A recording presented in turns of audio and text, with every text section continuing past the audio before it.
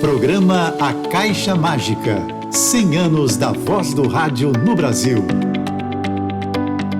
Apresentação: Fernando Mansur e Luiz Carlos Silva.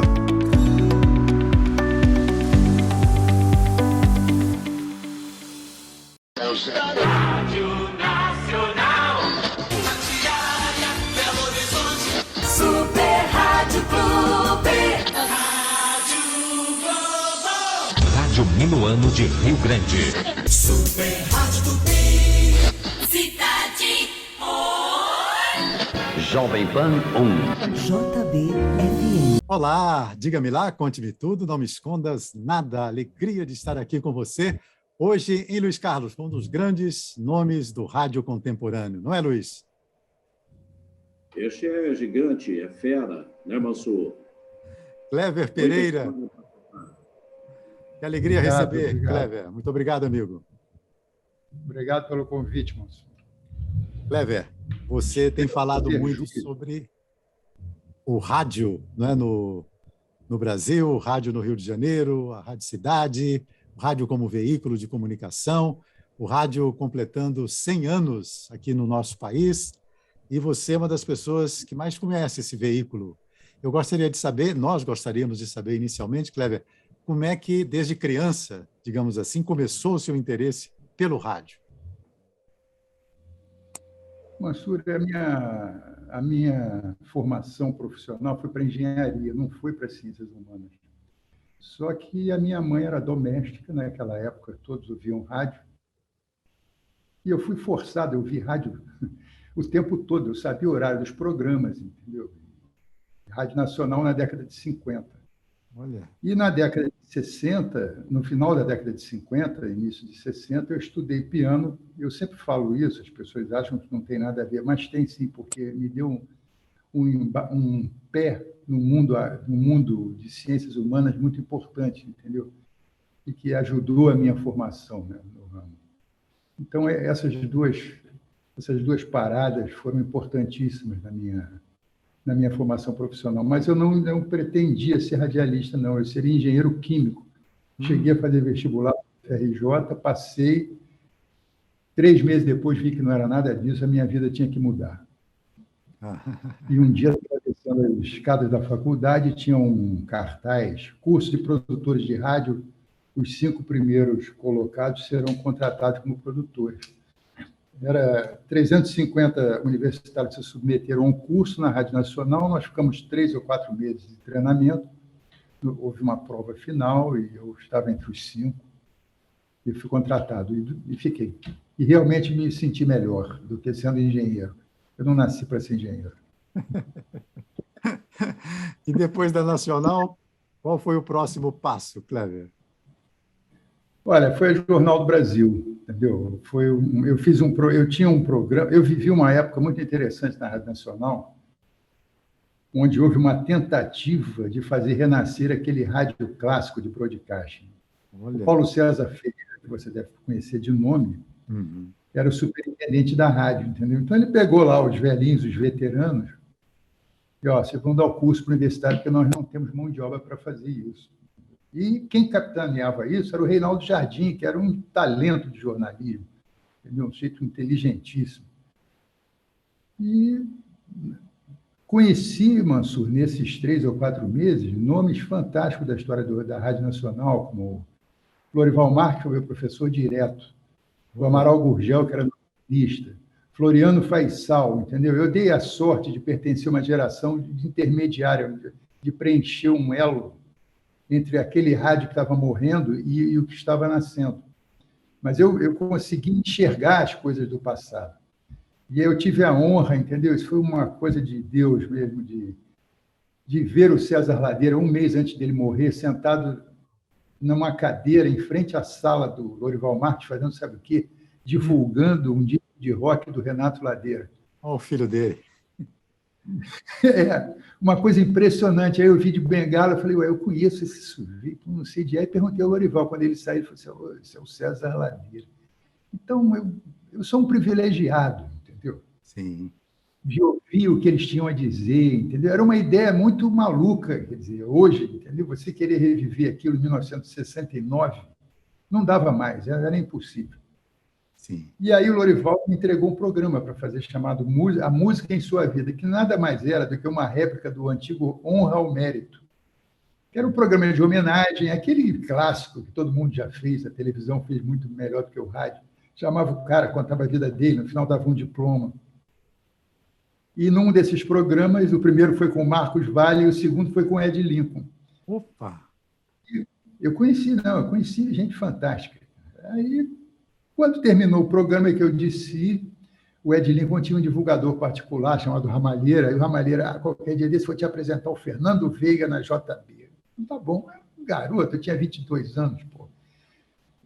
E um dia ele realmente cumpriu, ele passou lá, entendeu? Aí eu falei, pô, o que eu vou dizer para o diretor da Jornal do Brasil? Eu não tinha pretensão nenhuma com a Jornal do Brasil, mas eu tinha traduzido um artigo da Hi-Fi Estéreo sobre FM estéreo. E o Veiga tinha acabado de voltar de uma viagem à Europa, aos Estados Unidos, para ver a FM estéreo, porque a Jornal do Brasil ia inaugurar o FM dela. E acabou acontecendo 4 anos depois. E eu tinha traduzido aquilo e tirei aquilo da pasta e falei, olha o que eu traduzi. E o Veiga se encantou por mim. Não, você tem que vir para cá e tal. Eu comecei... E são os acidentes, né, que você não... Essas coisas que acontecem na vida da pessoa que você não pode... Não tem como explicar. E eu comecei fazendo férias do Célio Alza. Você lembra do Célio Alza, que é ator? Né? Música Também é Notícia. O Música Também é Notícia tinha um novo nome, chamava-se Série JB Especial. Eram 6 edições por dia. Mansur, eu ganhava muito bem para fazer 6 programetes de 2 minutos. Você vê como é que era o detalhe, o requinte com o detalhe, entendeu? E o Veiga examinava, depois de eu escrever, ele examinava um a um, entendeu? Não, isso aqui podia ser melhor. Quer dizer, eu fui guiado por esses caras do passado, grandes. Eu dei muita sorte. Eu tenho que admitir isso. Maravilha. E eu fazia... O Veiga queria me preparar para o FM, ele acabou me preparando. Entendeu? Só que no meio disso tudo surgiu um programa de rock chamado 60 Minutos de Música Contemporânea. Eu acho que você pegou isso. Peguei. Eu me encantei pelo rock, porque realmente era uma música muito sofisticada para a época, aquele rock progressivo. Foi o Beto que me botou nesse negócio. Entendeu? E eu fiquei encantado com aquilo, e o Veiga ficou chateado. Não, mas olha, não é por aí, isso não vai dar certo. A JB fez uma rádio, fez 4 rádios em uma, baseado na BBC. Fez uma rádio de manhã, uma do meio-dia, uma de tarde, que era a rádio do rock, e uma à noite, que era com Simão Cury, que era romântica. Todas eram muito bem feitas, entendeu? Mas, realmente, você fazia no rádio comercial uma BBC, uma coisa de maluco. Durou 3 meses. Entendeu? O próprio Dr. Brito acabou, fez e desfez. E o Veiga me pegou pelo colarinho. Ó, você vai voltar, vai fazer. E aí eu fazia tudo que ele mandava. Entendeu? E a garotada rindo de mim, entendeu? Olha, você é maluco, você vai fazer esse troço, vai escrever isso. Mas eu nunca reclamei. E, graças a isso, Mansur, eu aprendi muito. Eu não reclamava, eu fazia tudo que me dava, entendeu? E eu fui aprendendo. Um dia vagou o cargo do Veiga. O Veiga foi promovido, porque a empresa expandia, TFM, não sei o quê. Quem era o cara para assumir? Eu fui escolhido naturalmente. Entendeu? Aí começou a minha carreira de executivo em rádio em 74. Daí para frente, você sabe que depois veio a rádio... sim, primeiro teve a JB-FM. Eu fui o primeiro programador da JB-FM, que faz 50 anos esse ano. Olha. A programação saía do Sumaré. Eram umas fitas que o Elmo Rocha gravava, que eu programava, gravava e ia para o Sumaré, e era transmitido de lá, entendeu? Até que houve a mudança para a Avenida Brasil, nós estávamos na Rio Branco, fomos para a Avenida Brasil, aí ela foi inaugurada ao vivo em junho de 73 ou 4, acho que 73. Aí ela foi inaugurada ao vivo, entendeu? Tínhamos o Milani como locutor, você deve lembrar dele, o Ronaldo Rosas. Depois chegou o nosso querido dinossauro, Márcio Seixas. Então, uma grande época, né? Realmente vivemos uma grande época, né? Sem dúvida. E você falando tudo isso... O Luiz, acho que tem uma pergunta, um comentário, Luiz? Não, o Kleber seria hoje o CEO, né, do rádio, né? Mas eu gostaria de voltar um pouquinho lá da Rádio Nacional, que é a minha área mais que é esporte. Você conviveu com aquela turma do futebol da Nacional, com certeza, né? Grandes nomes. Cury, ainda era o Cury que faleceu. Não era o Alberto Cury, não. Jorge. Jorge Cury. Jorge, rapaz, enorme, sentado, mas que coisa espetacular, né? Que trinca de irmãos. Aí convivi com o Cury, tinha um rádio escuta lá, uma coisa primitiva, entendeu? Mas um rádio sofisticadíssimo, americano, não sei se era Rallycraft. Eles ficavam ouvindo os jogos nos estados para dar o resultado. Jogos de Minas, de São Paulo, entendeu? Do resto do Brasil. Eu vinha por onda curta, Mansur. Olha que coisa de louco. A gente, não é? Informal, era muito organizado. Aliás, eu tenho uma grande admiração pelo pessoal do esporte, sabe? Porque eles improvisam muito bem. Entendeu? O Veiga também tinha isso. Falou, olha, Cleber, eles são espetaculares, eles improvisam muito bem. Só tem um detalhe, se você deixar, eles ficam 24 horas no ar. É verdade. Pergunta no chat se eu estou mentindo, se era isso mesmo. Entendeu? Clever, o Duvaldo Cosi, você teve com ele? Não. Ouvi falar muito dele, entendeu? Mas ele foi mais Tupi, eu acho. Depois ele foi para Nacional. Eu acho que o forte dele foi Tupi, não foi? Pela história que eu conheço, ele predominou na Rádio Nacional, que era o grande canhão do momento. Né? O Kleber falou do Jorge Cury. O Jorge Cury, eu tive o prazer de trabalhar com o Cury, e logo no início o Cury era conhecido como o famoso mão de vaca. Né? O Cury, já lá na Rua do Russell, na Rádio Globo, o Cury me chamava e dizia, eu vou lhe ensinar uma coisa, no futebol o artista é a bola, não fique com papagaiadas na transmissão, a bola é o artista. Me chamava para tomar um café, ele gostava muito daquele biscoito redondo, cheio de açúcar, um biscoito que parece um pneuzinho. Aí ele me chamava para o boteco, comia o biscoito, virava-se para mim e falava assim, paga aí, depois a gente acerta.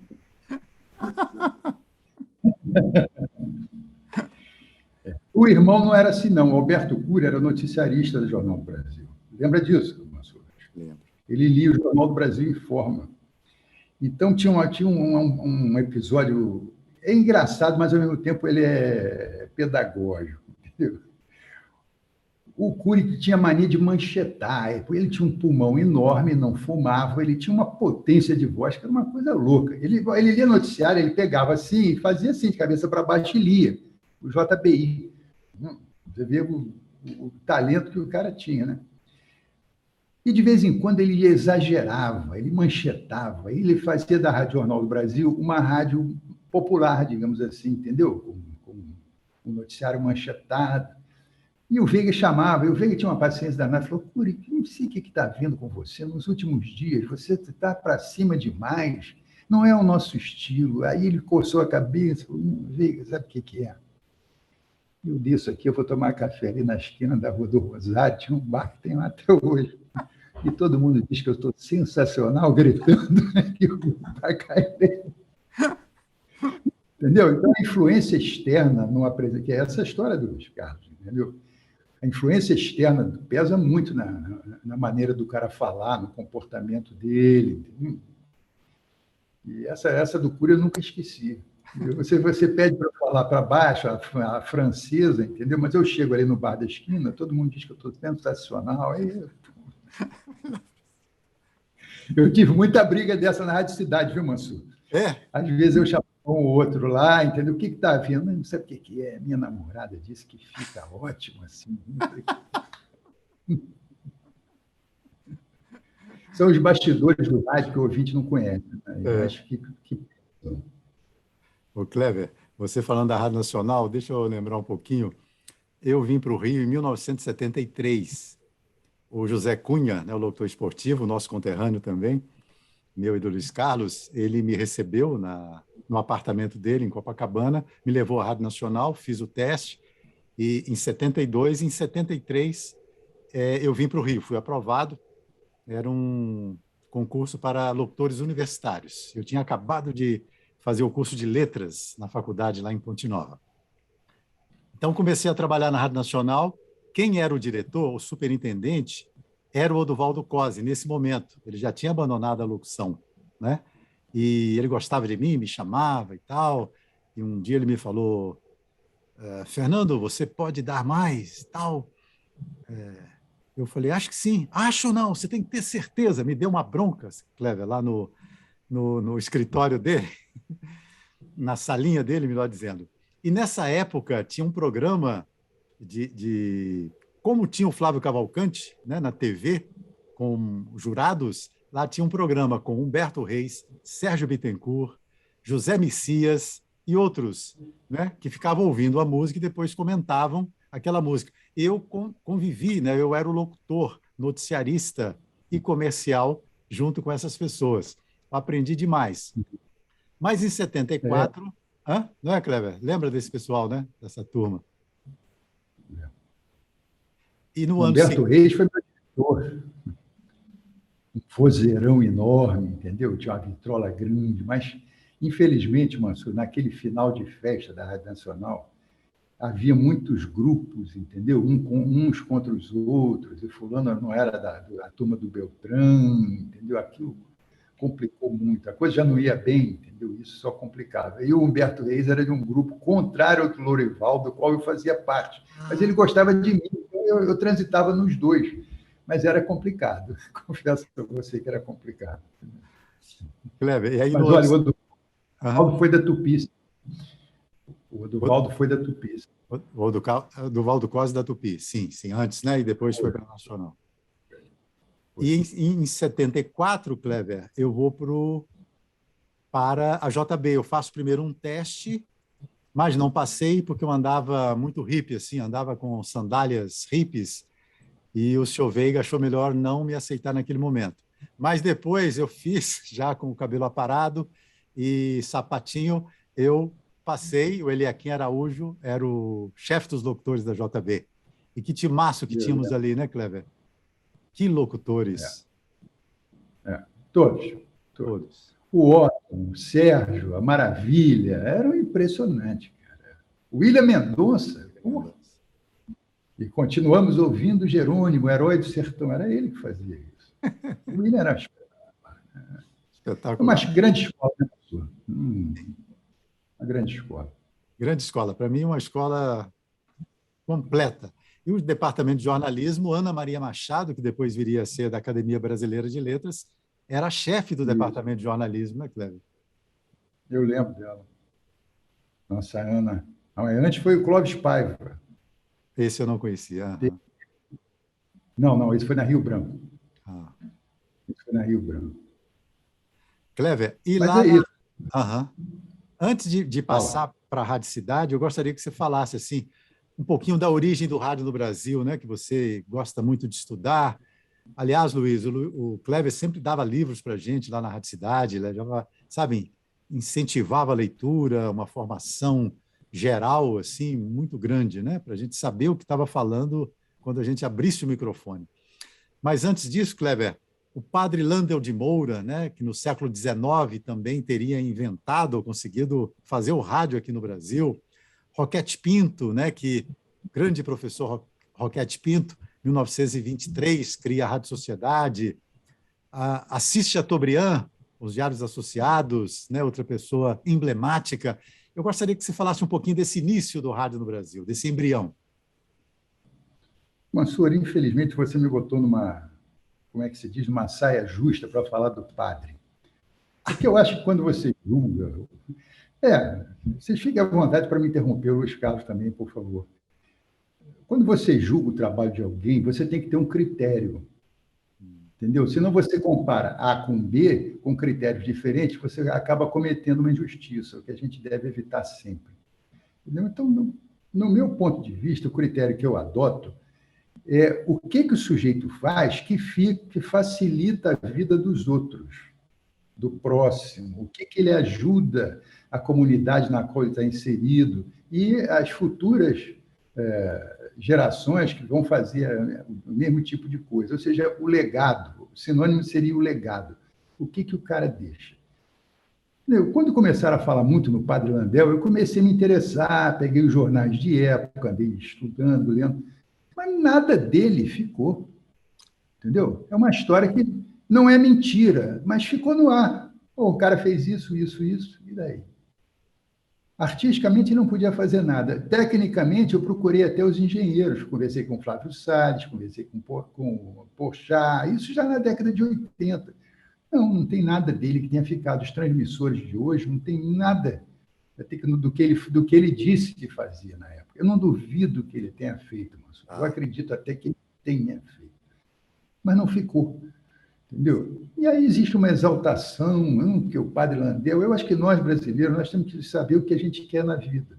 Entendeu? Nós precisamos de um Sérgio Buarque de Holanda 2.0. Como é que é o brasileiro? Então, nós somos assim, nós de vez em quando endeusamos certas coisas e colocamos no fundo do poço coisas verdadeiras. Por exemplo, no final da Olimpíada, na abertura da Olimpíada no Rio de Janeiro, nós não tivemos Villa-Lobos. Eu não consigo entender isso, entendeu? Se o século XIX e o século XX deixou para o resto, enquanto houver gente nesse planeta, vai ficar a lembrança de Santos Dumont, Pelé e Villa-Lobos, do Brasil. Que eu acho. Entendeu? O Pelé ainda pode ser um dia superado, porque é difícil, mas pode. Ganhou 3 Copas do Mundo, mas agora, se tiver Copa do Mundo de 2 em 2 anos, alguém pode ganhar 3 Copas de novo, entendeu? Vai ser mais fácil você ganhar 3 Copas. E ser um atleta extraordinário, com essa evolução de técnica que existe hoje, você vê que os recordes vão sendo batidos. Né? Eu acho difícil, até torço para que o nosso Pelé continue sempre sendo o rei, mas pode ser batido. Santos Dumont, existe aquela controvérsia dos irmãos Wright, se foram os irmãos Wright ou se foi ele que inventou o avião. Não tira o mérito dele. Mas o Villa-Lobos não tem controvérsia. Ele é um grande compositor e continua crescendo depois de morto. Essa é. Né? E aí nós fazemos uma Olimpíada e, como dizia o maestro Rogério Rossini, limamos o Villa-Lobos. Não tem Villa-Lobos. E exaltamos o Padre Landel de Moura, entendeu? Então, quer dizer, tem alguma coisa errada na nossa maneira de pensar, entendeu? Então, o que eu tenho a dizer a você é o seguinte: acho que o reverendo pode ter sido uma jabuticaba. Não posso garantir, espero que não entendeu? E respeito as opiniões em contrário e respeito a pessoa do padre. Mas contribuição para o rádio, legado para o rádio, eu ainda não descobri. Se aparecer, gostaria de saber. E Roquette? Roquette, tudo que eu li dele era um acadêmico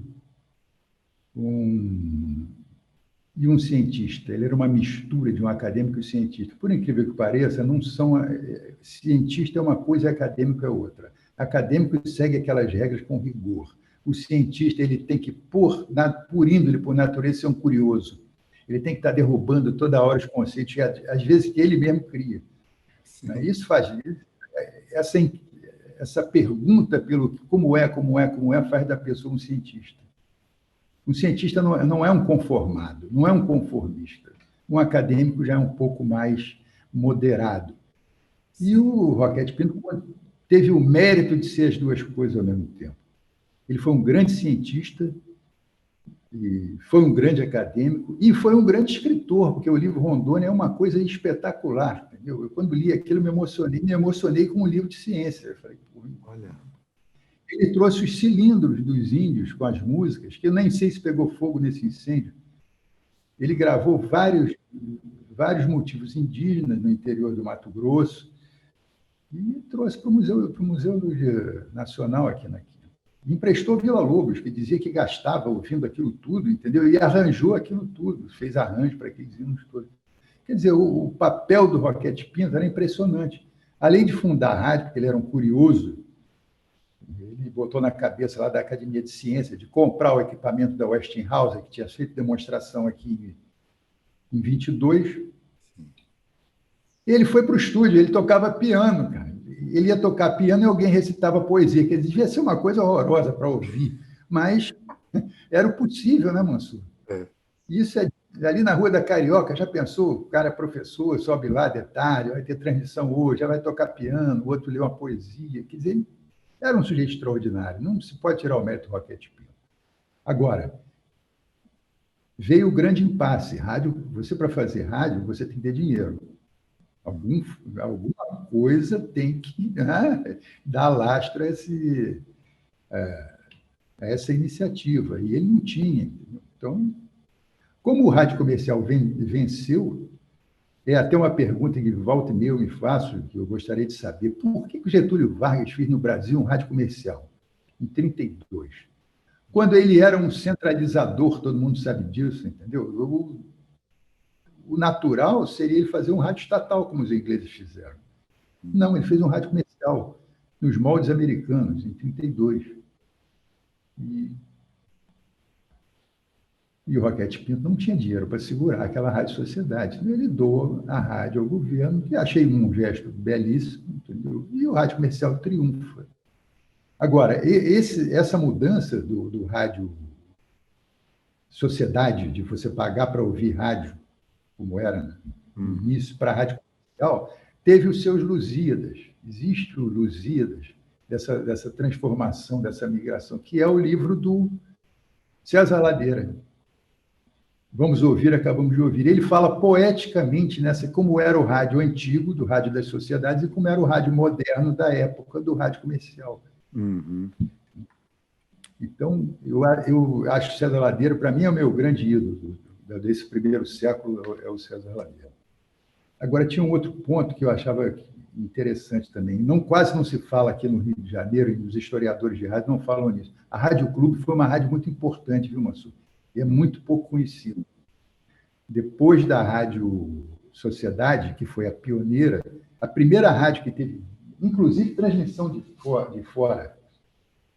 Está aqui, ó. PRA3 e Orlando Foran. Deixa eu ver se dá para ver. Dá para ver? Dá. Uhum. Sim. Quem é o autor? Gustavo Lisboa Braga.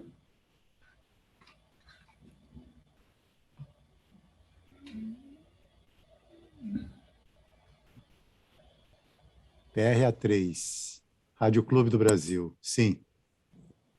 Não conhecia. Esse livro você... Não deu para ver? Não, deu, né? Deu. Uhum. Muito bem. Você ainda encontra virtual. Uhum. Vou tentar Com adquirir. várias... Entendeu? Tem muitas fotografias. Inclusive, tem um anúncio chamando para um discurso do Hitler. Ó! Caramba! Como é que é? Não é o Kaiser, não. O chanceler vai falar hoje de tarde, não sei o quê. Mas é um livro muito importante. A Rádio Clube virou depois a Rádio Mundial, a 860. Ah, tá. Entendeu? E ela antecede a Rádio Mayrink Veiga, mas a Rádio Mayrink Veiga foi a rádio que, digamos assim, estourou no Ibope, entendeu? Foi a grande rádio da década de 30, foi a primeira grande rádio comercial do Brasil. E o diretor era o César Ladeira. Existe também um livro sobre a Mayrink. Uhum. Pelas ondas da Mayrink. Uhum. Sim. Uhum. Também é possível que encontre na estante virtual. Eu conheci a autora. Norma. Como é o sobrenome?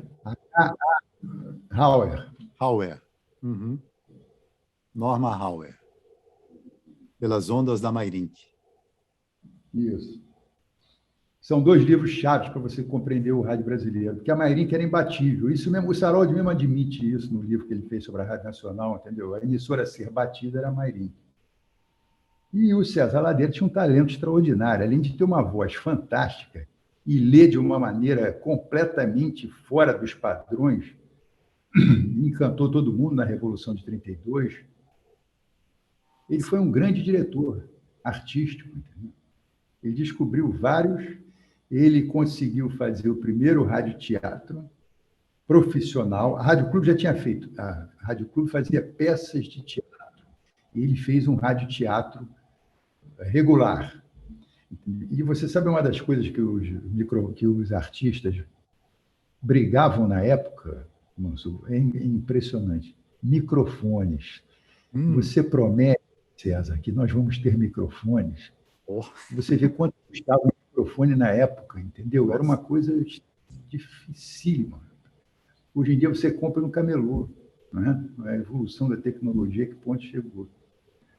E ele fez programas humorísticos. Eu vou falar um pouco.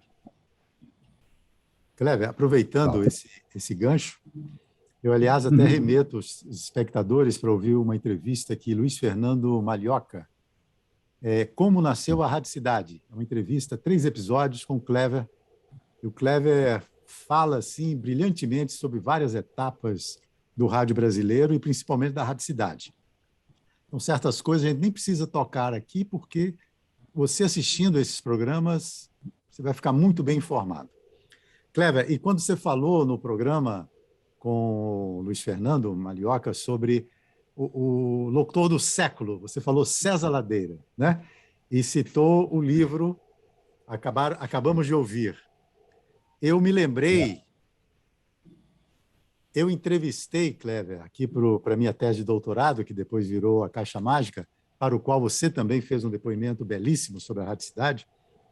Eu entrevistei o filho do César Ladeira, o Renato Ladeira, que era do grupo Erva Doce, e depois um estúdio de publicidade. E a filha dele, Betina, né, que muito simpática, Betina, o ajudava, era assistente dele. E eu estava fazendo a tese nessa época, viu, Luiz? Aí falei, você não tem, Renato, assim, um material do seu pai? E ele me trouxe esse livro, Kleber, que você tem aí, não é? Essa preciosidade do César Ladeira. Isso. Acabaram de ouvir. E eu registrei aqui na minha tese, né, e passei aqui para o livro também, alguns trechos, né? Isso que você fala, a linguagem deliciosa do César Ladeira, né, falando do rádio. Essa invenção do momento monopoliza o mundo atualmente. Está no seu momento. É o veículo fácil e cômodo de propagandas comerciais e de oratórias políticas. Meio inteligente de vulgarizar melodias bonitas. Maneira inteligente de fabricar celebridades oportunas. O rei do samba, o mais querido speaker, o melhor remédio para os calos. E aí vai nesse trecho. E tem vários trechos aqui falando sobre o César Ladeira e citações do livro dele. E eu pude entrevistar também a esposa dele, Kleber, a atriz Renata Fronze. O Renato me colocou em contato com ela, eu telefonei para ela, e ela falou, né? O César amava o Rio de Janeiro. O Renato Mursi fala, né, que César Ladeira, para ele, foi o maior locutor também do Brasil, um nome lendário do rádio brasileiro. Bom, mas a Renata Fronze fala num trecho assim, ele amava o Rio e o rádio. César criou muitas coisas no rádio, criou o teatro no rádio, teatro pelos ares. Pegava os cantores na esquina e os levava para cantar na Mairinque. Fez isso com Carmen Miranda, Aurora Miranda, Chico Alves, com muita gente. Acho que o primeiro programa educativo foi ele também que fez. Chamava-se Biblioteca do Ar. Lia poesias, falava dos escritores, dos poetas. Tudo isso se espalhou depois pelo Brasil. E no final, a Renata Fronze, triste, né, diz assim, que o César, nessa época, na Rádio Nacional, ele tinha que fazer programas extras também na Mairinque para poder manter, né, as despesas, pagar tudo. E na época da Rádio Nacional ele estava desgostoso. Ela diz assim, já na década de 60, 1968, o salário era muito baixo. Um dia ele, o César, foi com um amigo pedir que o diretor da Nacional na época, Sancler Lopes, lhe concedesse a aposentadoria e eles pudessem continuar trabalhando depois. O diretor disse que não. Isso deixou César muito magoado, ficou doente e morreu disso, em 1969. Mas a vida é assim mesmo, não é? Que coisa, né? A gente tem que vivenciar essas situações, não é, Kleber? Aliás, aproveitando que você gosta dele, Manso, você poderia fazer um audiobook gravando esse livro. Ah, sim. Você é um dos poucos que poderia fazer isso. Ótima Porque ideia. para fazer um audiobook com esse livro, tem que gostar do César Ladeira. Tem que entender o César Ladeira. Eu acho que você estava lendo aí, eu falei, olha, a voz para o audiobook. Vamos conversar sobre isso. É, Vamos falar. Né, Luiz? Pode ser um projeto muito interessante. Espetacular. E antes de dar sequência, só para reforçar a importância do rádio, garantem que não é a história, que é verdade. Um jogador de futebol foi eleito o craque do jogo e o repórter foi até o craque do jogo e disse para ele: parabéns, você foi eleito o craque do jogo, você ganhou um motorrádio. Ele disse: eu vou levar o rádio agora, a moto eu pego depois. Isso aí, Luiz. eu lembro disso. Você lembra? Eu lembro do motorrádio. É, isso Tinha, mesmo. tinha Você ia assim. comprando vários. Eu comprava o que foi lançado, depois eu comprava outro. E radialista é assim, vai comprando tudo que é rádio que ele vê, ele vai comprando, né? É. Clever, e para Isso você. foi assim. Hein, Luiz Carlos? Quem inventou isso no rádio esportivo? O craque do jogo. O craque do jogo, eu não sei te responder. Você conhece quem inventou? Você tem aí? Quem? Não, ele não sabe, Clever, ele não sabe. Perguntou se você tem alguma dica, alguma ideia. Não, porque no Ari Barroso não tinha isso. Uhum. Não. Na Tupi. Ari Barroso não tinha, então não foi na Tupi. Isso pode ter sido na Nacional mesmo, ou na Globo. Uhum. Nacional. Uma jogada comercial, né, para fortalecer um cliente do futebol. E aí, departamento comercial, com certeza, vamos criar um craque do jogo, e o craque do jogo vai receber um motorrádio, ou vai receber um convite para ir jantar em tal lugar. Isso é praticado até hoje, né? Uhum. Lembra Valdir Amaral, hein? Que era E esportivo e era comercial, hein? Pelé, a segundos do gol do século. Atenção, caminha Pelé, chutou, é gol! Gol de Pelé! Pelé, 1000 gols! Pelé, o mundo aos seus pés! Andrada é o arqueiro rei! Pelé, 1000º gol! Pelé, o Deus do estádio! Pelé, o gol do século! onde era tudo, era doutor e da área comercial, ele, né? Era tudo na mão dele. O Valdir era muito criativo. Valdir Amaral, uma lenda.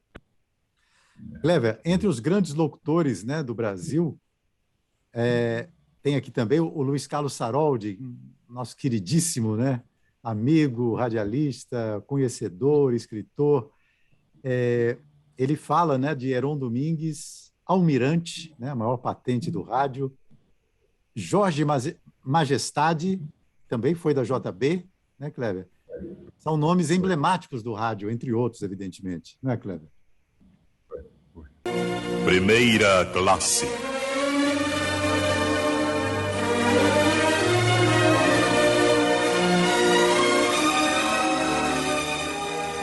Um programa que seleciona para você as obras musicais dos grandes mestres.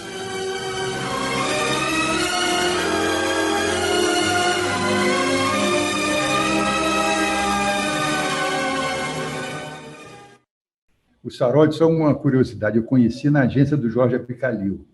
Eu trabalhei 6 meses lá como redator de publicidade, e era eu, Saroldi e o Edgar G. Alves, que foi produtor da Rádio Guanabara, também era um grande escritor de rádio. E eu conheci o Saroldi lá. Depois levei para a JB para ser produtor. Mas era uma grande figura humana, além de tudo, né? Além do talento, me ensinou muito. De vez em quando ele me puxava a orelha, não é assim, não é assim e tal. Eu aprendi com ele também. Mas o Majestade não conhecia, eu vi gravações. Ah, Excelente gravador. O Herói eu lembro do Repórter Esso. sim. E o outro, quem era o Almirante? O Almirante eu acho meio formal, eu acho ele mais produtor, viu, Mansur? Sim, Mais né? produtor do que produtor. Mas tem recordo dele, sim, vagamente. Tem umas fitas da Tupi rodando aí, que se vendiam. Tem Ah, programas com... o Almirante tem Depois uma... Fala. Não, pode falar, Cleber. Sim. Não, do César Ladeira, com aquele sucesso da década de 30, ele era emissora, a Mairink era emissora a ser batida.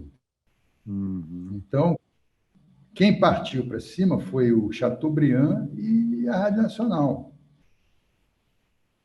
E realmente conseguiram tirar a liderança no início da década de 40, embora a Tupi perseguisse violentamente isso, quem tirou foi a Nacional. Uhum. Porque a direção da Tupi, a Tupi teve duas fases. Ela começou meio intelectualizada, havia uma influência da Escola Nova, esse movimento de Escola Nova na época, na década de 20 e 30, da qual fazia parte o Anísio Teixeira, entendeu? Eu acho que o próprio Roquete Pinto era adepto, entendeu? E essa turma queria usar o rádio para ser um rádio quase que educativo. Eles tinham essa visão. Não era poder, era uma questão de ideológica. Um veículo desse ajudar a educar um país como o nosso. Tinha fundamento. Mas acontece que o gosto popular você não consegue enquadrar. Não é? Ele se manifesta, você tem que aceitar ou não. E, no caso brasileiro, o rádio entretenimento venceu. Daí o livro que a gente acabou de falar. Só que, com essa aceitação popular, veio o dinheiro. Uhum. Entendeu? A aceitação popular começou a atrair verba do que os americanos chamam de os chamadores de atenção. E os chamadores de atenção voaram da mídia impressa para a mídia eletrônica, para a primeira mídia eletrônica, que foi o rádio. E começou a briga por botar anúncio em rádio. E o rádio começou a faturar muito e dar muito dinheiro. Entendeu? No período pico mesmo da publicidade, o rádio tinha 22% do bolo publicitário no Brasil. Entendeu? O jornal tinha mais, por causa da credibilidade, mas o rádio era importantíssimo. Tinha 22%, mas o poder de persuasão você não podia medir pelo que se gastava em publicidade, certo? Sim. E, então, o Chateaubriand partiu para cima, fez a Rádio Tupi, entendeu? Ele ia inaugurar a Rádio Tupi em São Paulo, ele não inaugurou em São Paulo, ela foi toda planejada para estrear em São Paulo. Quem financiou a Rádio Tupi do Rio foi a Caixa Econômica de São Paulo. Olha. Entendeu? Tanto que, em homenagem, em retribuição a essa gentileza do presidente da Caixa Econômica de São Paulo, existia nos transmissores da Rádio Tupi, lá em Campinho, uma placa com o nome da esposa dele. Eu esqueci o nome, posso até lembrar. Mas tinha uma placa com o nome dela lá. E ele não fez. Por isso, eu acho que anos depois ele fez a televisão inaugurar em São Paulo, e 3 meses depois no Rio.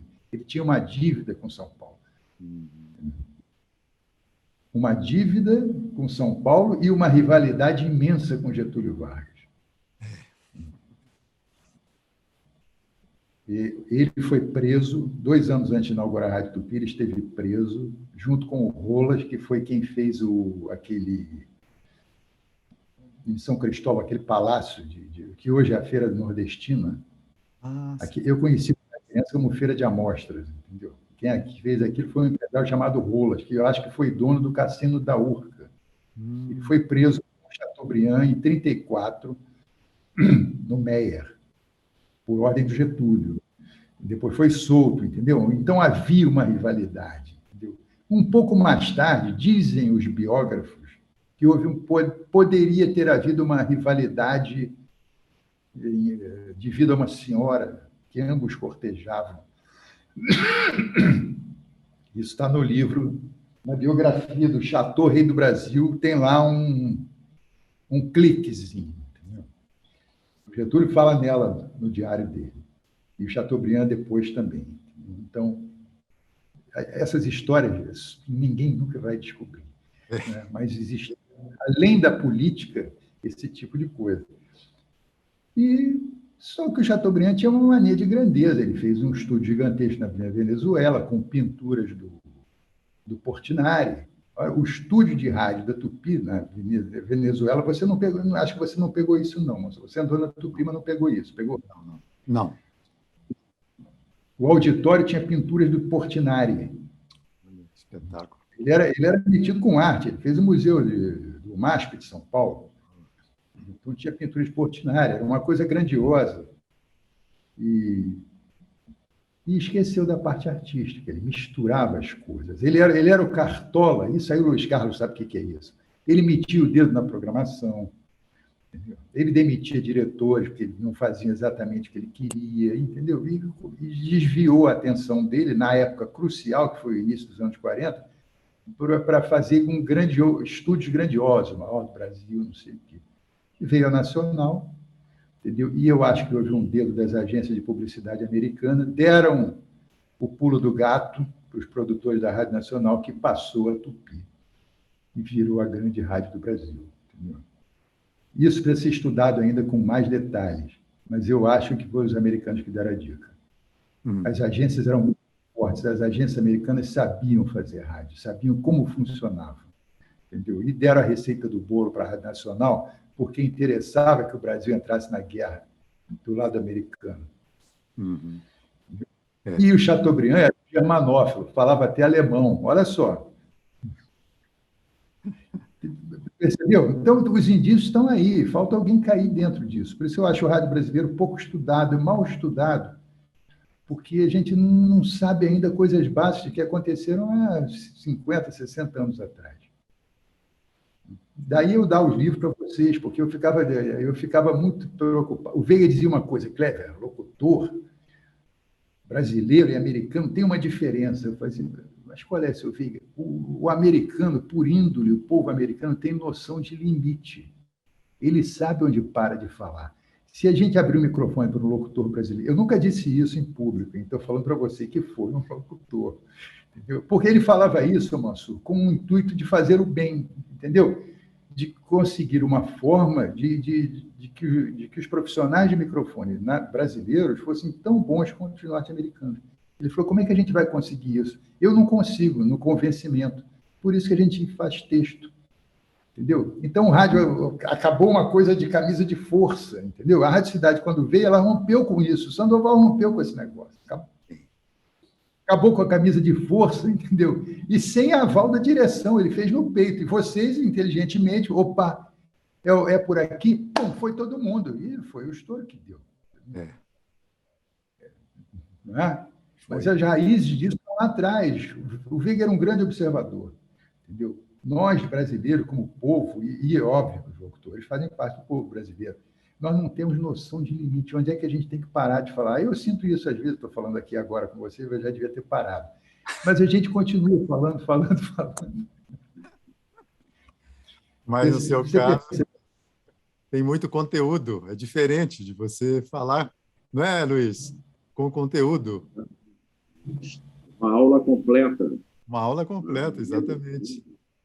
Do que nós carecemos no Brasil. Pois é, mas eu queria passar isso para vocês, entendeu? Uma vez, para você ter ideia, eu ficava desesperado com aquelas reuniões que eu fazia com vocês lá, porque eu gostava de ouvir. Eu falo, eu não posso ser um ditador, eu tenho que ouvir a minha equipe. E eu ouvia, só que no final, você lembra disso, acabava numa discussão e ninguém chegava a conclusão nenhuma. Eu tinha que chegar e impor, ó, tem que ser assim, entendeu? Era uma contingência. E uma vez eu fui a Nova York, por coincidência, o Paulo Martins tirou férias e foi também com o primo dele, ficamos em Nova York e tal. 2 dias depois eu encontrei o Paulo. Ele não estava junto, ele estava num apartamento, eu estava num hotel. Aí ele chegou para mim, ele me chamava de titio, né? Titio, já ouvi todas as rádios de Nova York, ó, pau a pau com a gente. Eu falei, Paulo, você não entendeu nada, eu fiquei mais desesperado do que nunca. Você sabe o que ele está falando? Não, eu ouvi, pô, entendeu? Pau a pau, a gente fala a mesma coisa, vocês não falam a mesma coisa. Porque tem horas que você enche linguiça, o cara que não enche linguiça, ele tem uma continuidade na fala dele. entendeu? Ele tem conteúdo, um atrás do outro, vai até chegar ao clímax, onde ele parava de falar e a música tinha uma parte que subia. Na turma do rádio esportivo, eu presenciei muito o mais indisciplinado, o meu querido amigo Denis Menezes, o famoso contra-regra, estourando já o horário, e o contra-regra dizia: Denis, 10 segundos, não, só mais 1 minuto. Aí dava mais 1 minuto para ele mandar um abraço, um alô, falar num patrocinador, ele estourava: vou mandar cortar. Corta, o contra-regra dizia, o operador, tirava, cortava o Denis. Tirava do ar. Porque tá na hora do jornal, tá na hora do Globo no ar, e o Denis, só mais 1 minutinho, não, mais 30 segundos. Exatamente. Mas ele devia ter as costas quentes do Mário Luiz, do diretor-geral, senão ele não faria isso, não. Cortar microfone é uma coisa dificílima, entendeu? Na JB eu não vi. O Veiga falava, mas jamais chegar a impor assim é complicado. Pô. É igual redação de jornal, você tem que conviver com a redação, você tem que liderar a redação, você não pode mandar. Futebol também é assim, entendeu, Mansur? Você não pode... O Luiz Carlos deve saber isso, aliás, com certeza ele sabe isso mais do que eu. Se o técnico chegar com ordens ditatoriais, ele perde o controle do time algum tempo depois. Ele tem que liderar. Estou certo, Luiz Carlos? Correto, corretíssimo. Com certeza. Clever. Pois é. Algumas coisas assim. E você... Bom, primeiro a gente tem que... Todo mundo já sabe que conhece a Rádio Cidade, né? Carlos Townsend foi quem... Você explica isso muito bem também, Clever, lá na entrevista com o Luiz Fernando Malioca. Você, ele e o Beto, que é o Alberto Carlos de Carvalho, cada um fez uma programação, levaram a direção, né, lá do Sistema JB. A programação do Carlos Townsend foi a vencedora e ele, então, foi escolhido para criar né, estruturar a rádio, contratar os locutores, né? Eu fiz parte dessa equipe, né? Ficamos treinando lá alguns meses, e 1 ano depois, né, ele vai para a Warner, você conta isso também, aí você passa a ser o diretor, o coordenador, enfim, e é um momento assim extraordinário na sua vida também, né? Mudou completamente. Aquela pressão do Ibope todo mês, né? Ter que dar a satisfação do Ibope. Foi um momento crucial na sua vida profissional e pessoal também, né, Clever? Foi um período muito difícil, Mansur. Eu não gosto de falar nisso, e às vezes eu fujo do tema Rádio Cidade. Eu fiquei décadas sem falar em Rádio Cidade. Se você observar bem, eu não falava, entendeu?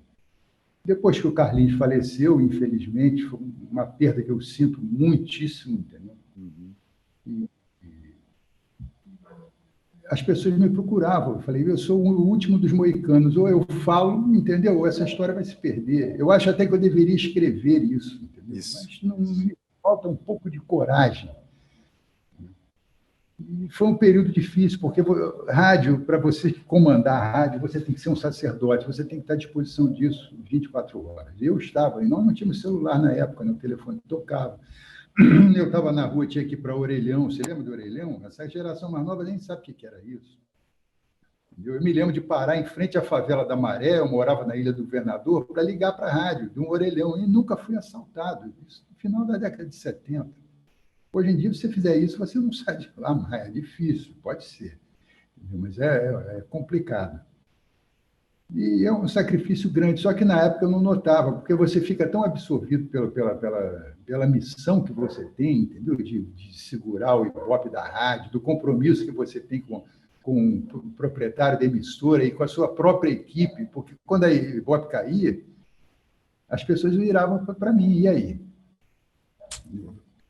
E é difícil, a sua vida pessoal fica totalmente estrambelada. E eu acho que eu era pouco maduro para assumir aquilo tudo, porque eu era muito novo, 28 anos para assumir uma rede de 5 rádios, e as 5 em primeiro lugar, as 5 FM estavam em primeiro. Mas era uma coisa difícil, a cobrança era muito grande. E eu errei algumas coisas, eu admito. Se eu fosse fazer hoje, eu faria diferente. Seria um mais flexível. Só que na hora do combate, como é que diz, como é que é o tema do Fluminense? Vencer ou vencer, você não tem muito isso. Você tem que dar ordens, entendeu? Você tem que ser incisivo. Mas esse problema não foi um problema. O Lemos chegou para mim um dia e perguntou qual vai ser a proclamação da Rádio Cidade. Eu achei injusto eu não convocar o Beto, entendeu? Que era amigo meu e um grande conhecedor de música, e o Carlos, que era altamente dedicado, para não participar. E aí eu fiz uma fita com o meu ponto de vista, o Carlos com a dele e o Beto com a dele. A do Beto era música popular, mais rock progressivo, que ele vinha de música contemporânea. A minha era música top 40 mesmo, Clara Nunes, não sei o quê. E o Carlinhos era música popular, mais elitizada, com disco music. No que ele tinha toda a razão, o momento era aquele, entendeu? Isso o Lemos pegou as 3 fitas e levou lá para cima. Do nono andar, você lembra do nono andar, né? Só vinha o Benedito, você não sabia de quem era, entendeu? Olha, o escolhido foi o Carlos Tal. E realmente, graças a Deus. O nome da rádio foi o Dr. Brito que deu. Qual vai ser o nome da rádio? Rádio Cidade. Até especulava-se na época que ele foi por causa do Radio City Music Hall, em Nova York. Ele era louco por Nova York, gostava muito. Pode ter sido. Várias coincidências felizes, né, Mansur? Inclusive as vinhetas. Nunca tem uma... É igual acidente, não tem uma causa, tem uma conjunção de fatores. O Sandoval falava isso, misticamente, foi alguma coisa do astral que nos uniu, não sei o que, ele tinha razão. Mas é com uma certa tristeza que eu vejo hoje, Mansur. Bom, aquele rádio de broadcasting, deixa eu terminar a linha. Na década de 40, ganhou a Rádio Nacional. Foi a década de 40 e 50 dela. Em 52, a televisão começou a aparecer. Em 1960, os grandes cérebros do rádio já estavam na televisão. Entendeu? Isso está muito bem explicado na biografia do Antônio Maria, escrito por um jornalista, está vivo, esqueci o nome dele, mas... Biografia do Antônio Maria. Ele falou, na década de 60, o rádio já tinha perdido o cérebro, Chico Anísio já tinha ido embora, Dias Gomes tinha ido embora, estava todo mundo na televisão, porque pagava mais. Entendeu? E o rádio tinha que mudar, ele tinha que se adaptar às novas condições. Não tinha mais estúdio, não tinha mais produtores com nível de artístico altíssimo, entendeu? Ele tinha que ser uma coisa mais simples, mais barata, digamos assim.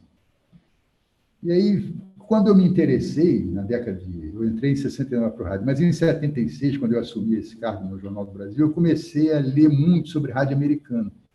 E eu me lembro muito bem que o valor em dólar, o valor que era gasto com publicidade em rádio, em 1976, o valor era de 29 bilhões de dólares, em 1976. Então, com muita tristeza, hoje eu li um artigo, entendeu, de que esse total está em 9 bilhões de dólares, em dólares de hoje. Nossa. Quer dizer, 29 em 1976, eu não sei quanto valeria hoje, mas era uma coisa estúpida, entendeu? Então, o rádio está passando ainda por um aperto muito grande, ele vai ter que se adaptar, não tem jeito. Eu não gosto de dizer o rádio vai desaparecer, porque não vai desaparecer, isso é lenda, mas ele vai ser enxuto. Entendeu? Eu acho que, de repente, temos rádio demais, houve uma proliferação muito grande. O americano está perdendo o rádio, estão devolvendo canais nos Estados Unidos, você ouviu falar nisso? Olha, não. Estão devolvendo canais nos Estados Unidos. E eu tenho aqui um reporte de dia 4 de outubro do ano passado. O FCC, que é a Anatel, agora não é mais a Anatel, né? É a Anatel, a agência reguladora aqui. Anatel. Mandou um reporte,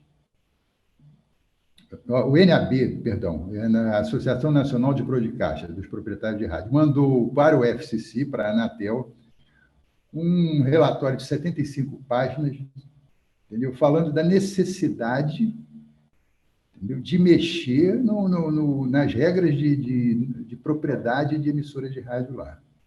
Então, ele diz, o motivo, além de perder aproximadamente 200 estações de rádio nos últimos 2 anos, um número muito grande de estações não são lucrativas e estão experimentando queda brutal de crescimento de anúncio.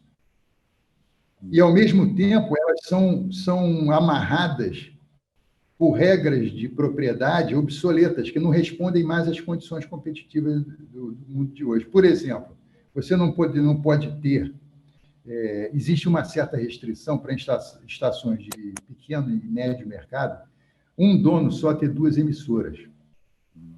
Entendeu? E o pessoal que compra e vende rádio lá não está conseguindo mais vender. Os únicos interessados são os proprietários locais. Você tem uma emissora numa cidade média, vamos dizer, de 500 mil habitantes, e tem uma rádio lá que esse cara está interessado em comprar a concorrente dele, para ele virar dono do mercado nessa cidade pequena. Mas os anunciantes, os compradores nacionais pularam fora, ou seja, o valor caiu. Você tem que submeter o que o competidor quer dar. Entendeu? Então, eles estão propondo que o FCC reveja todas essas regras, porque senão a coisa vai ficar pior. 9 milhões, daqui, olha. Os anúncios caíram 45%, de 17,6 bilhões para 9,7 bilhões de dólares, de 2005 a 2020. É uma queda significativa. A internet levou o dinheiro todo. A internet levou o dinheiro das rádios, das televisões e dos jornais, das revistas. Pô. Nossa, total. Kleber, é um grande desafio, né, que o rádio está vivendo. Com certeza, mais um. Como diz o professor Muniz Sodré, ele vai ter que jogar capoeira mais uma vez para se adaptar, e certamente o fará. Mas eu gostaria de lembrar... Também. Kleber, guardem o seu raciocínio, por favor, para eu não perder esse gancho também. Você falou em Villa Lobos algum tempo atrás, aí, que deveria estar presente nas Olimpíadas. E eu me lembro, as mensagens de fim de ano, de Natal da Rádio Cidade, faziam muito sucesso, desde aquela primeira que foi um estouro. Vou por aí, com pressa de te encontrar. Esqueço de mim, a festa vai começar. É a cidade falando com emoção. A partir de agora está valendo o coração. E você depois fez com o trenzinho do Caipira de Villa Lobos, né? Adaptou a letra, e você nos levou ali na Rua Araújo, Porto Alegre, que era um antigo ministério, não sei se da Educação, para nós entregarmos essa gravação para a esposa do Villa Lobos, a dona Mindinha. Foi um momento, assim, espetacular. Você falou. Eu que falei.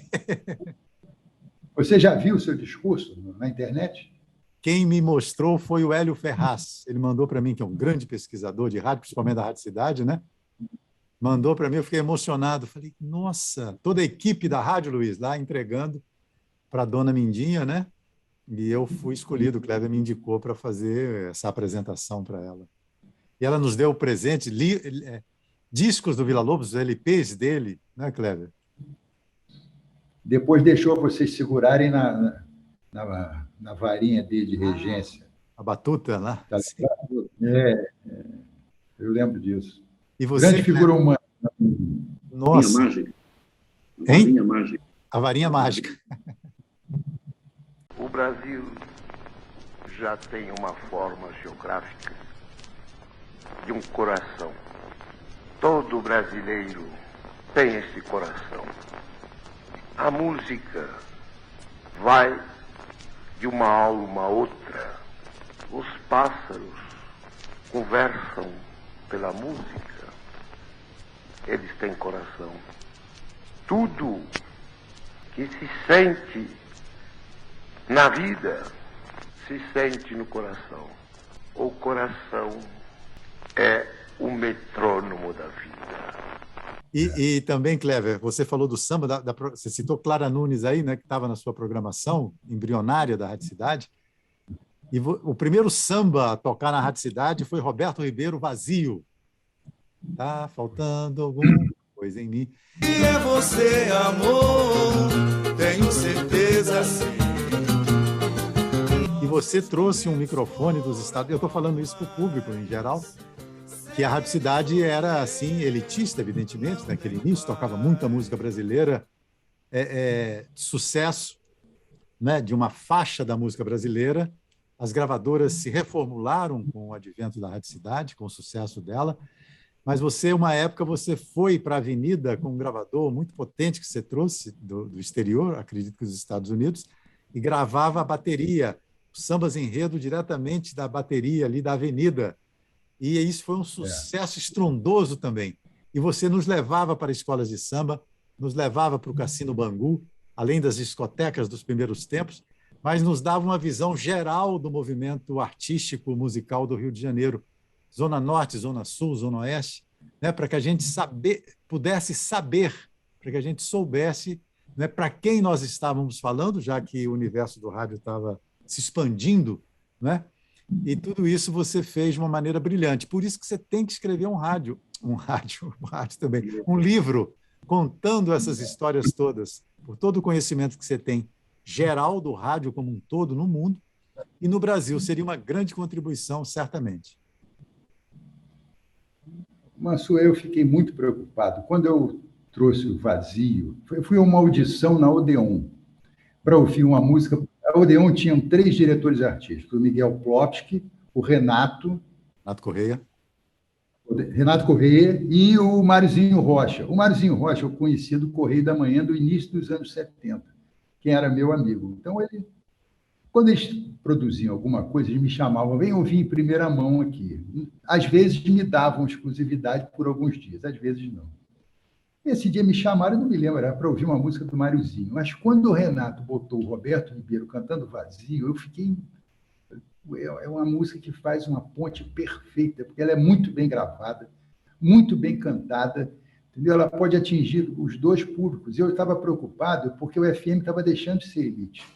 Ele começou como elite, Zona Sul, depois rapidamente ele se espalhou, igual o celular, também começou na Zona Sul, meu amigo. Hoje em dia todo mundo tem celular.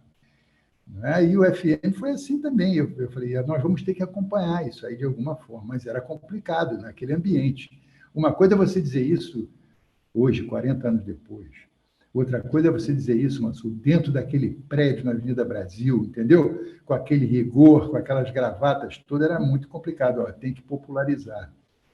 E eu levei o Vazio. Até eu me lembro que o Renato Rocha ria muito, falou, ele veio aqui ouvir música do Máriozinho, e tocou, foi a minha.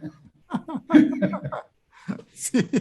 E o Romero lembra muito, ele sempre fala nessa história do Roberto Ribeiro, foi a primeira.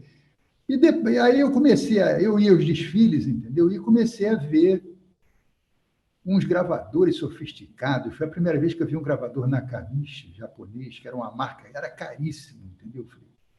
E um dia tinha um japonês da NHK com um negócio desse, um fone gravando a bateria. Eu pedi a ele se eu podia ouvir. Quando eu botei o fone, eu não acreditei, Manso. Nossa. Nós não tínhamos aquele som de bateria, que era uma coisa nossa, brasileira, gravada. Não existia, porque não tínhamos equipamento. Eu ia convencer como os outros. Eu falei, Até que um dia o preço do gravador caiu e eu pude comprar um. Foi essa que você falou, que era extraordinário. Era um Walkman profissional, WM6, eu comprei em Los Angeles. E comprei microfone. No primeiro carnaval que teve, lá fui eu com aquilo lá. E eu fiquei no camarote do Heleno de Oliveira. Eu queria entrar e não tinha ingresso, não tinha nada. Eu estava só com o crachá da rádio na porta. E o cara, mas o senhor tem cabine aqui? Eu falei, não, só tenho crachá. Eu vou entrar como? Aí vem o Heleno, vamos lá para o meu camarote. Eu gravei a bateria da Portela. E para botar isso na Rádio Cidade, como é que eu ia botar uma bateria de escola de samba na Rádio Cidade?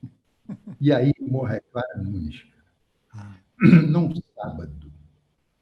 E a Clara Nunes participou desse desfile, porque eu vi. Eu falei, vai ser hoje. Eu falei, aí a Clara Nunes, eu botei jornalisticamente. E o último desfile que a Clara Nunes participou foi esse, bateria da Portela. E tinha o Marçal, que era o condutor, que eu apelidei de mestre Marçal, porque eu só conhecia o mestre André, e o mestre Marçal. Só tem o seguinte, mas realmente foi uma avalanche de pedidos. A rádio entupiu os telefones da rádio. Até o final daquele ano, de 83, a música mais pedida foi a bateria da Portela. Mas a oposição, aspas, a oposição, entendeu? Fazia torci o nariz, pô, vai tocar samba, não sei o quê, mas não tinha jeito, eu tinha que esperar o fim de semana. E assim foi. E até que chegou o dia que nós perdemos a liderança para 98, e eu nunca me conformei com aquilo. Aquilo foi um baque para mim, na minha vida, que ninguém sabe, entendeu? Mas eu fiquei realmente muito entristecido, que eu me senti culpado por aquilo. Eu perdi o gosto. Olha, cara. E um dia, eu perguntar ao Jaime Azulay, que foi o arquiteto teórico. Ele foi o arquiteto da vitória da 98. O executor foi o Bias. Aí eu cheguei e disse, Jaime, o que você fez que você tirou a minha liderança? Por que eu perdi? E o Jaime, rapaz, foi um gentleman comigo. Ele falou, Kleber, ingenuidade. Vocês foram ingênuos. Olha. E eu passei anos, Manso, querendo entender o que ele tinha dito, que ingenuidade foi essa. Mas finalmente eu entendi. Eu não tinha que mudar o repertório, eu não tinha que tocar samba, eu não tinha que tocar brega, eu não tinha que tocar nada. Eu tinha que manter mais tempo no ar as músicas consagradas pela rádio. Foi o que a 98 fez. Ela pegava os nossos sucessos e mantinha no ar durante 6, 8 meses. E nós tínhamos a preocupação de estar lançando, não, porque a Zona Sul não quer, a Zona Sul quer novidade, não sei o quê. Ingenuidade. Acreditamos. Só interessa lançar música a gravadora. O público não quer saber, ele quer ouvir o que ele gosta. Sempre. Sim. Você fez microfone anos, né? Você sabe disso. As pessoas ligavam para ela para pedir sempre as mesmas coisas. Não é verdade? Sim, os grandes sucessos. Por isso que eu tinha aquele programete lá de As Horas Cheias, ao sucesso com Hollywood, que era uma coisa extraordinária. Até a Hollywood patrocinava. Eu sabia que ia tocar um sucesso. Você, aliás, gostava muito de tocar os Carpenters. Sing-a-song. E depois entrevistei os dois, né? A Karen esteve lá. Karen, Richard Carpenter, e a gente vai bater um papo com eles. Já tivemos um primeiro contato, né, almoçando, né, gente muito simpática. Tá entendendo, Karen? Are you understanding what I'm saying? I'm working on it. Ok, então a primeira pergunta, Karen, the first thing that caught your attention in Rio, a primeira coisa que chamou a atenção dela aqui no Rio. The first thing that caught your attention. Oh, the first thing that caught my attention. Well, when we were landing, I noticed how beautiful the country was, and when we were driving around, there's so much to see. It's so green and hot and pretty, and it's lovely. And the people, when we first got into the airport, all our fans were there, and it was very exciting. E o Richard, né, o irmão dela. Fantástico, um grande momento aqui. E eles foram, e você entrevistou também, acho que na Feira da Providência. Sim. Foi um pedido que eu fiz à gravadora. O que você quer que eles façam? Que vão à Feira da Providência. E foram, rapaz. Imaginem. E ela é uma cantora extraordinária. Eu acho que até hoje é uma coisa imbatível. Nós fomos almoçar ali no Regines, que era o nome que se dava ao restaurante mais sofisticado ali do 7º andar da JB. Isso. Sentamos Eles foram... Sim, foram lá. Sabe que eu entrevistei também, Kleber, mas não tem nenhum registro dos Carpenters? Tem. Bob Marley, ele foi à rádio, antes de ir para o campo lá de futebol do Chico Buarque, ele foi à rádio, eu entrevistei, mas nunca vi uma foto. Incrível. Talvez exista no Jornal do Brasil. Fotografaram? Ah, certamente. Algum jornalista foi lá, certamente. Então existe foto. Mas nunca vi. Luiz, quer fazer algum comentário, Luiz? Mais uma pergunta para o Kleber? O Kleber falou desse gravador. Né? O gravador, com certeza, ele era de rolo ainda, Kleber, aquela fita de rolo. O gravador era de rolo, Kleber? Walkman? Não, Luiz, já era um cassete metido a profissional, WM6 Pro, entendeu? Ele foi caro, ele era cheio de novidade, tinha Dolby B, Dolby C, eu me encantei. O microfone também era um microfone estéreo da Sony. Entendeu? Eu gastava meu dinheiro nisso, nessas experiências, entendeu? E aí você falou em Ibope, entendeu? Quando chegou em 84, que nós perdemos a liderança, eu realmente fiquei muito abalado com aquilo, não é? E em 86, tentei ainda fazer alguma coisa, mas eu não conseguia, porque a rádio perdeu o comando, entendeu? Ela perdeu o comando único. os diretores de programação de rádio, e os proprietários reclamam muito disso, eles tinham a fama de serem centralizadores. Não, o cara quer mandar na minha rádio, o dono sou eu. Só tem o seguinte, rádio tem que ter uma unidade. Se você dispersar aquilo, se cada um mandar um pouco... É igual futebol, cara. Se o treinador não tiver o controle do time, eu e o Luiz Carlos está aí para dizer se é verdade, se eu estou mentindo, você não vai ganhar nada com aquilo. Não, você tem que ter um centro e que as pessoas te respeitem. Mas quando a Rádio Cidade perdeu a liderança, eu que detinha esse poder, eu perdi da noite para o dia. No dia seguinte, todo mundo mandava. O comercial mandava. Mas foi coisa de maluco. A rádio se perdeu, entendeu? Eu devia ter pedido demissão imediatamente, mas ainda resisti, entendeu? Ainda acreditei que eu pudesse reverter aquela situação. Até 87, eu passei 9 réveillons dentro do estúdio da Rádio Cidade. Tá na hora de parar, de sentir e entender. É hora de sorrir, é hora de viver. Tá na hora de gritar, o ano novo já chegou. E tudo que é ruim, o ano velho já levou. Ano novo, feliz ano novo. Ano novo, feliz ano novo.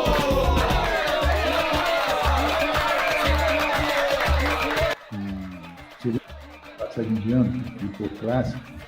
Não tinha mais família, eu ia para lá. Às vezes eu levei a minha mulher na época com o meu filho, mas na maioria das vezes eu ficava sozinho lá. E no primeiro dia útil do ano, um ano, chegou o Dr. Bernardo, que era o diretor financeiro, chegou para mim e falou, como é que estava o prédio no Réveillon? Eu falei, puxa, eu já virei o guarda desse prédio, aqui na passagem de ano, entendeu? E eu estava já estigmatizado como o cara que estava lá, de plantão. Aí, no primeiro dia útil, chega o superintendente com o Ibope, olha aí que porcaria, falou em outro termo, joga na minha mesa o Ibope, pá! A rádio estava em 4º lugar. Eu parei e falei, putz, eu acho que eu não posso aturar mais isso, eu não vou ouvir mais isso. Aí liguei para o Elton Davi, que já tinha me convidado várias vezes para ir para a Rádio Panorama. Eu falei, está de pé o seu convite que você fez em novembro? Tá, sim, então eu estou indo. Só espero o aniversário do Vila Lobos, que eu vou pedir demissão no dia do aniversário do Vila Lobos, dia 5 de março, e vou para aí. E dia 6 de março eu estava em Lopes. Foi assim minha saída. Olha, interessante. Vila Lobos é marcante na sua vida em vários momentos, hein, Kleber? Realmente, quanto mais eu ouço, mais eu acho que foi um talento mundial, entendeu? Mundial. Tanto que as sinfonias que agora foram gravadas nessa década, tanto pelo Karabichev quanto por um maestro Saint-Clair americano, entendeu? Que ninguém conhecia. Eram obras dele que ninguém tinha ouvido. Fizeram uma edição nova, são espetaculares. É um outro compositor. É gênio. Dona Mira, eu gostaria de dizer umas palavras também para a senhora, eu em nome aí da turma. A senhora deve perceber a emoção também que nós sentimos, né? De estar aqui prestando essa simples homenagem à senhora, essa mulher que a gente conhece, de tantas batalhas, né, tanta fé, com muitas dificuldades, mas acreditando naquilo que faz, levando a obra do seu marido adiante através dos tempos, pelo mundo inteiro, né? Essa música linda que nós tivemos a oportunidade de conhecer mais agora. A senhora sabe que, sinceramente falando, nós não conhecíamos muito a obra de Vila Lobos. A partir dessa mensagem, nós começamos, e acredito que muita gente também, a nos interessar mais pela obra dele, pelo pensamento dele, por suas palavras, né?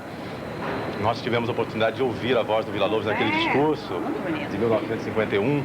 E como é atual aquilo, né? Completamente. Ele falando do Brasil, o Brasil se encontra, é um país muito grande, mas se encontra através da arte do seu povo, a escultura, a pintura, a música, não é isso? Comparando a coreografia a um coração. Exatamente, a geografia, o mapa do Brasil com um coração. E ele falando que nós não precisamos de imitar ninguém, né? E só assim seremos grandes, sem xenofobismo, mas acreditando no valor que cada um tem, cada brasileiro, seu país, né? Eu acho que grande lição ele dá também nessa parte, tanto em termos individuais como coletivos. É um negócio para a gente pensar, até hoje, né? Muito atual. Ele falando do metrônomo, né? Tantos ouvintes ligaram, ficaram encantados também com aquela parte que ele fala do coração. Ele dizendo desse metrônomo que cada um tem no peito, né, impulsando, um despertador como sempre estivesse a nos chamar a atenção para a importância dele e que tantas vezes a gente esquece, né? Sem querer comparar, dona Arminda, mas com muito orgulho para a gente percebe que numa parte assim, a Rádio Cidade também tem um pouco do espírito de Vila Lobos, sabe, assim, da criatividade, humor, aquela vontade a energia, né? E a gente acredita mesmo, estamos convictos de que quanto mais o Brasil, quanto mais os jovens, quanto mais cada um de nós individualmente nos aproximarmos da obra de Vila Lobos, mais a gente terá muito que aprender e ganhar. Eu estou tão feliz, especialmente por ouvir de você tudo aquilo que Vila Lobos sentiu e disse, gravou. Quer dizer, foi um improviso. Exato. Foi de improviso que ele falou em João Pessoa. E realmente aquelas palavras são atuais, são para hoje, mas a sua compreensão sobre aquelas palavras, enfim, a sua penetração nas palavras de Vila Lobos, essas me puseram extremamente emocionadas e era para eu chorar. Eu estou felicíssima, não sei nem como vou agradecer. A única coisa que eu posso dizer é muito obrigada.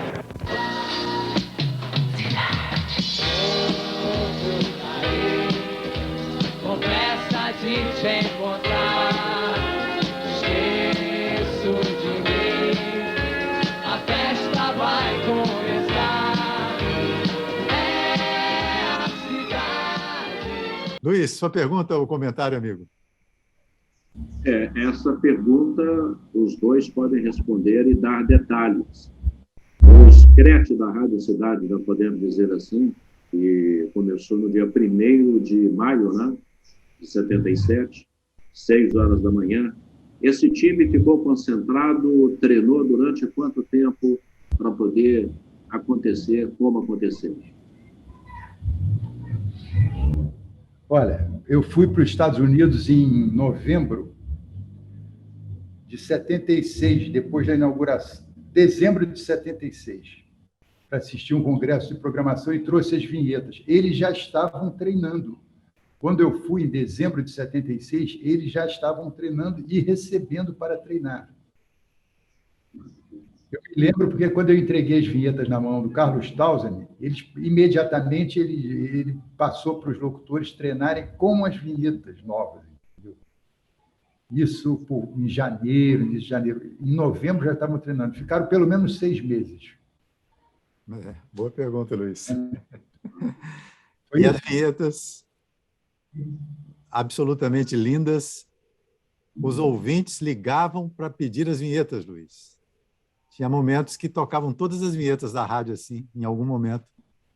Uma hora cheia, por exemplo, que eles pediam para ouvir. Cidade. Extraordinário. Clever, puxa, que alegria falar com você. Você é uma sumidade, um conhecimento extraordinário, uma simplicidade. E você tem essa humildade também, né, de estar sempre revendo, né, suas posições, onde você acertou, onde errou, e continua o seu trabalho. E além da cidade, você trabalhou em várias outras emissoras e você está sempre colocando o rádio, né, nesse nível alto, pela sua formação e toda a sua boa vontade e generosidade em transmitir esses conhecimentos. Né, Luiz? Tenho certeza que você ficou também encantado. Encantado e emocionado de ouvir, não é, um homem que marcou e muito na história do rádio. Eu, como radialista, estou emocionado aqui, estou arrepiado e agradeço muito, Cleber. Muito obrigado pela aula que você nos deu e este programa que vai para o YouTube, eu tenho certeza que vai ser visto milhares e milhares por pessoas que amam, adoram a comunicação. Eu tenho que te agradecer muito.